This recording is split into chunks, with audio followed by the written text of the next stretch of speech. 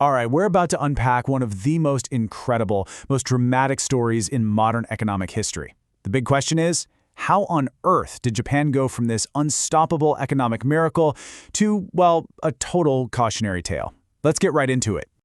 So I want you to picture this. It's the 1980s, right? And Japan is just an absolute economic powerhouse. I mean, this was a nation so prosperous, it honestly seemed destined to rule the entire global economy.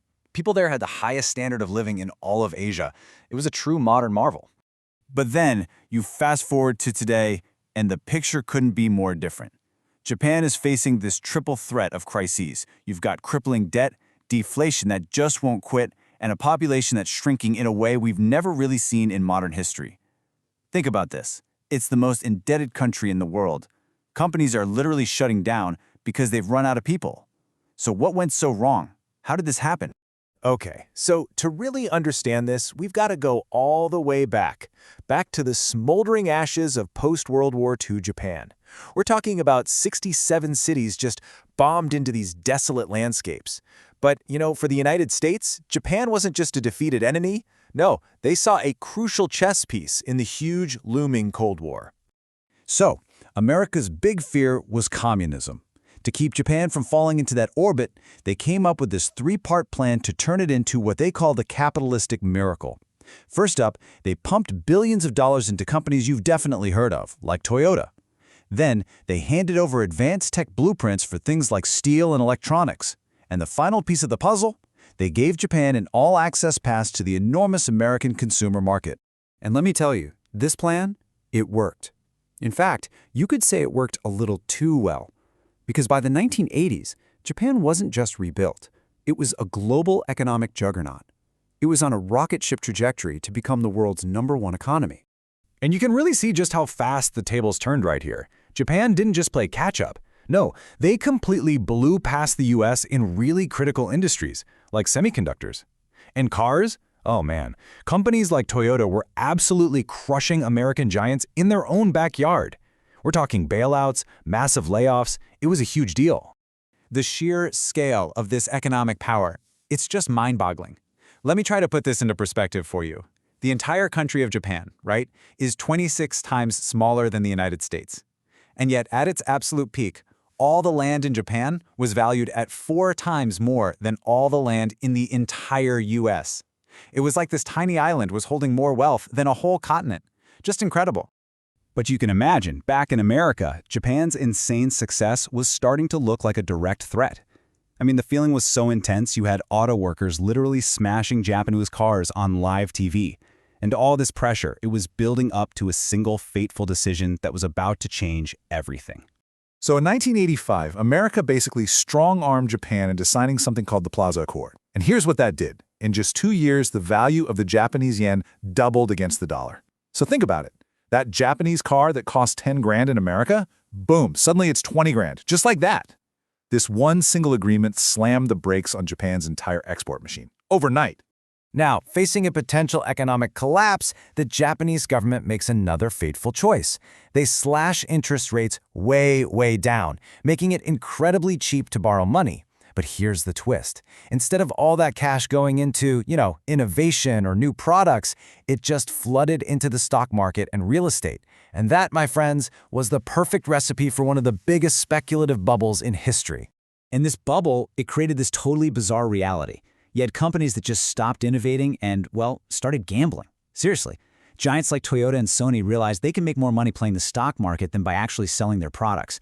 Get this, at one point, almost 30% of Toyota's profits weren't coming from selling cars, but from financial trading.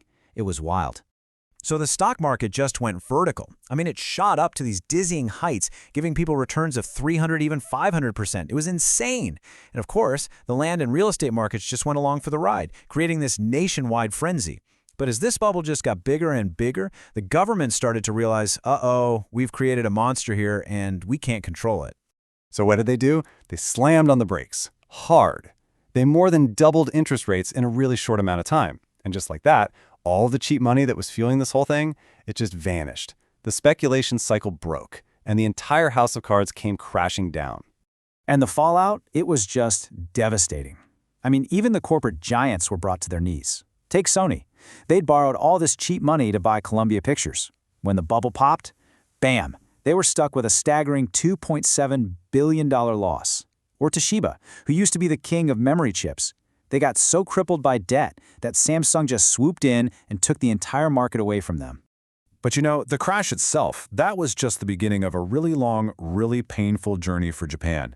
So let's look at the aftermath and see how this one single crash spiraled into decades of stagnation, a period that people now call the lost decades.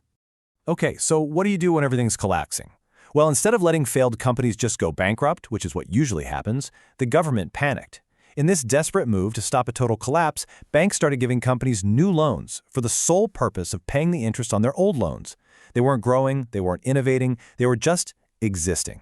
This created an entire economy of what we call zombies, companies that were basically dead but still walking around. And the scale of this problem was just shocking. By the early 2000s, a staggering 30%, almost a third, of all companies in Japan were these zombies. You can just imagine they were this massive dead weight on the whole economy, just sucking up resources and choking out any new, healthy companies that were trying to grow. And you have to remember, this economic crisis had a devastating human cost. To save money, companies just stopped hiring new graduates. For an entire decade. Think about that. A whole generation was just locked out of the workforce. Their dreams, their ambitions, crushed. They never got the chance to learn those high-level skills like management or strategy that you get early in your career. And that constant economic anxiety, it just seeped into the very fabric of society. It started crushing families. You see, in Japanese culture at the time, a man without a stable, permanent job was seen as an unsuitable partner for marriage. So what happened? People just stopped getting married. They stopped having kids. And this triggered a full-blown demographic collapse, with birth rates just plummeting to levels that are impossible to sustain. So, after all that, what can we actually learn from Japan's incredibly painful story? As we start to wrap this up, there are 3 really crucial takeaways here. And these aren't just history lessons, they're incredibly relevant for our world today. Okay, lesson number 1. Propping up zombie companies is just a recipe for long-term economic pain. You have to let inefficient businesses fail.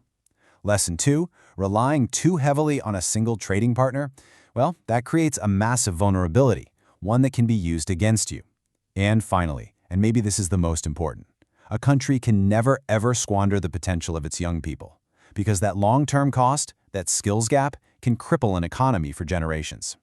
You know, Japan's story is just such a powerful reminder of how fast fortunes can turn, and it shows how the decisions we make in a moment of crisis can echo for generations. So it really leaves us with one final vital question that we have to ask about our own economies today. Are we actually learning from the lessons of the past, or are we just doomed to repeat them?